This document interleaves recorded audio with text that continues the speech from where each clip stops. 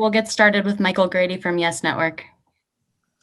Hey DJ, obviously there's reaction from the public on the big news today, but what's the communication like in the locker room as you guys get the news, but you're also trying to lock in for a game on the second half of back-to-back? I think that's just the thing. We were just trying to focus in on getting the win, coming out and competing, extending this, the way that we're playing and, getting everybody involved and incorporated. But, it was good to come out here today and compete and get a win. You being a veteran, understanding, the business of the game, of course, what is it like though, and how difficult is it losing teammates, along this NBA journey? It's tough, especially, for some guys who this is their first, time dealing with that experience. And, they got drafted here, had a lot of great time here, grew a lot as players, as young men here. But this is the tough part of the business that nobody ever wants to experience, but it is a reality, and I wish those guys the best.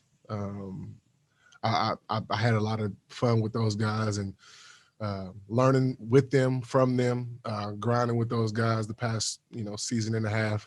It's been a great ride. I wish them nothing but success. Greg Logan with Newsday. And DeAndre, I don't know if you care to share anything personal, but did you have any conversation with Karis and Jarrett in particular? I talked to all of those guys. I'll keep those conversations private. So hopefully you guys can respect that.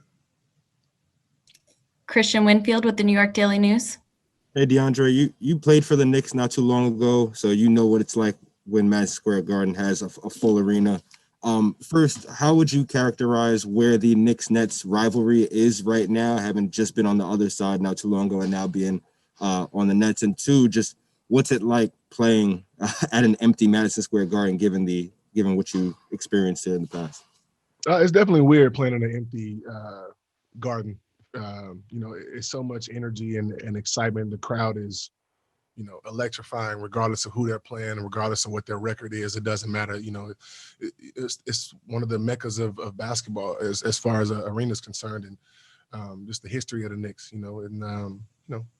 but I don't think that we're trying to look too much into rivalries. If we're just trying to win New York, then where our goals are very low. No disrespect to those guys at all. But every team has championship aspirations, and I think that's where our head is at. But we just have to take it one game at a time. And this is a very important game, just like the game last night was that we had. And but I think that the fans get a lot more play out of it than the players actually do. Malika Andrews with ESPN. Hey, DeAndre. I have two for you. First, you've played so many roles in your short time on this team: teacher, coming off the bench, being a starter. Sometimes you said you felt a little bit old. Where do you see your role in this next iteration of the Nets? I never said that I felt old, Malika. Let's just start there. You said that. I never said you were old. This is a feeling versus what you are. No.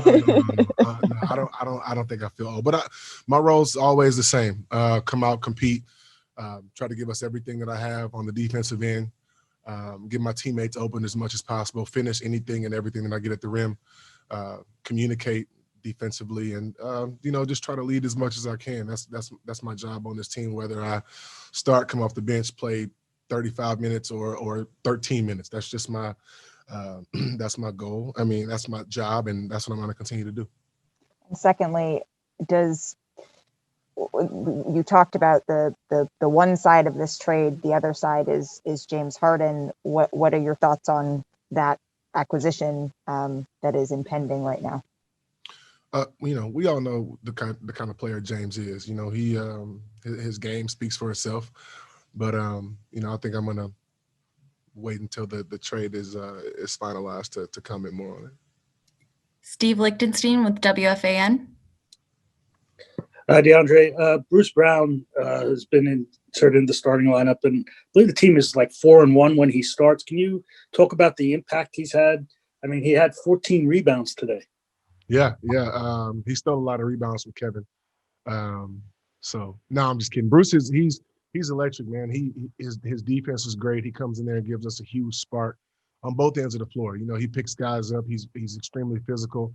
He you know, I'm glad that he's on our team. He's a pest on defense, and you know, offensively he gets downhill. He creates a lot of pressure on the defense, and he's making shots. He's making floaters, making the right basketball plays, and you know, it's only going to go up from him.